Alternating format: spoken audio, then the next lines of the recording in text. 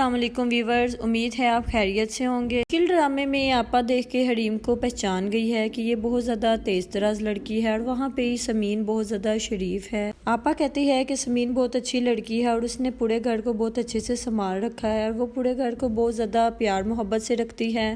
آپا کہتی ہے کہ میں نے ساری زندگی ایسے نہیں گزاری، میں تو انسان کو دیکھ کے پہچان لیتی ہوں اور اس لیے مجھے حریم کے بارے میں بہت جلد پتہ چل گیا ہے۔ حریم نے سمین پہ غلط الزام لگا کر اس کو سب کی نظروں میں گرا دیا ہے اور وہ سمین کو اس گھر سے نکال کر فراز پہ ڈورے ڈال رہی ہے۔ آپا سمجھ رہی ہے کہ اس نے اپنے خامند کو خود مارا ہے اور اس نے اس کو ٹینشن دے کے اس کو ہاتھ سے گوا بیٹھا اور فراز پہ ڈورے ڈال رہی ہے۔ اس گھر کا سارا نظام تباہ و برباد کر رہی ہے۔ وہ نے حریم کی آنکھوں کو اچھی طرح سے پڑھ لیا ہے۔ ادھر حریم آپا کو پہچان رہی ہے کہ یہ میرا راز فاش کرنے والی ہے، اس لیے وہ آپا سے جان چھڑوا کر اپنے کمرے میں جانے کی کوشش کرتی ہے اور آپا کہتی ہے کہ تم بیٹھ جاؤ، الیاس اور فریاض آتے ہی ہوں گے۔ وہ CCTV نکلوانے گئے ہیں اور بہت جلد سارا راز سامنے آ جائے گا۔ حریم کو اب کوئی سمجھ نہیں آ رہی اور وہ آپا سے جان چھڑوا رہی ہے اور ادھر ہی الیاس اور فراز آ جاتے ہیں اور الیاس کہتے ہیں کہ ہم نے CCTV نکلوائی ہے، اس میں ایسا کوئی بھی نہیں ہے، سمین اکیلی ہی گھر میں ہے اور سمین اور حریم تو اکیلی نیچے اتر رہی ہیں،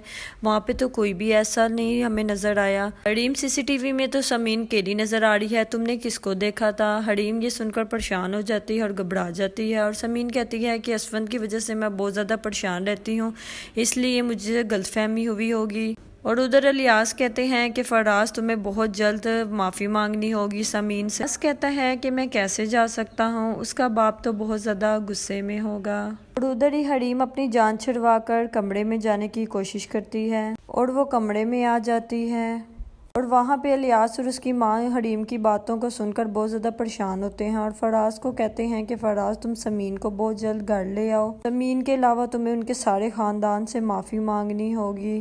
سمین ایک بہت اچھی لڑکی ہے اور اس نے ہمارے گھر کو بہت اچھے سے سنبھال رکھا ہے، لیکن اس کا باپ بہت زیادہ غصے میں ہے، لیکن سمین اپنے باپ کو کہے گی تو اس کا باپ تمہیں معاف کر دے گا اور تم سمین کو لے کے گھر آ جاؤ۔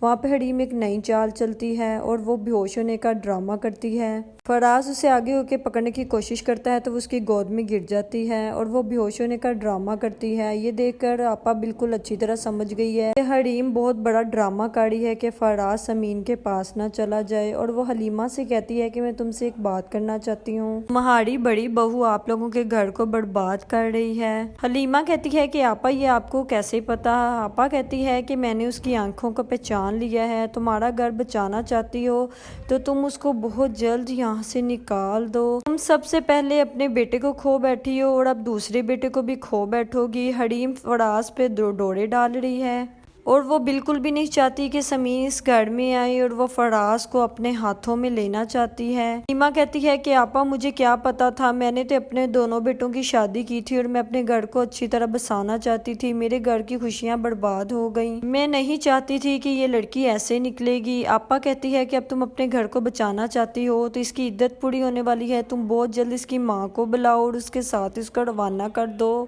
حریم کے ساتھ نیکسٹ ایپیسوڈ میں کیا ہونے والا ہے دیکھنے کے لیے میرا چینل اور لائک اینڈ سبسکرائب کرنا مت بھولیے گا۔ شکریہ۔